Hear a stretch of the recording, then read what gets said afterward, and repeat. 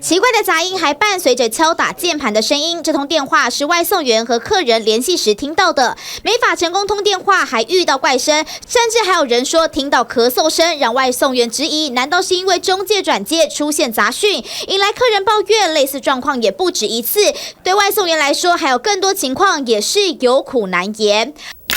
和客服说客人地址选错地方要取消，外送员也质疑这地点超出他的范围内，想请客服取消，但客服回应是区域内必须送，外送员坚持不送。客服认为接单后转单视为拒单，因此暂停上线30分钟，让他气得大骂。而沟通过程速度语带脏字，就被警告请提出问题，避免使用情绪性的字眼，否则开始计算次数。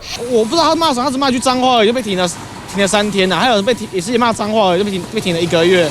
停3天都算小事，只要客服认定是不良行为，就可能会被停学。平台回应确实会针对外送伙伴的负面行为做记录，发生多次，最终会解除合作关系。刚才有问题的话，就说我就把问题点丢出来给他。这样昨天就群组这边有遇到说，在跑新庄区就要送到40，我都被骂脏话，然后这讲的比较委婉一点啊。跑比较久的外送员遇到不合理的状况，则是建议问题丢出来，直接请客服帮忙。过度的情绪恐怕也不是解决之道，还可能引来停权，赚不到钱。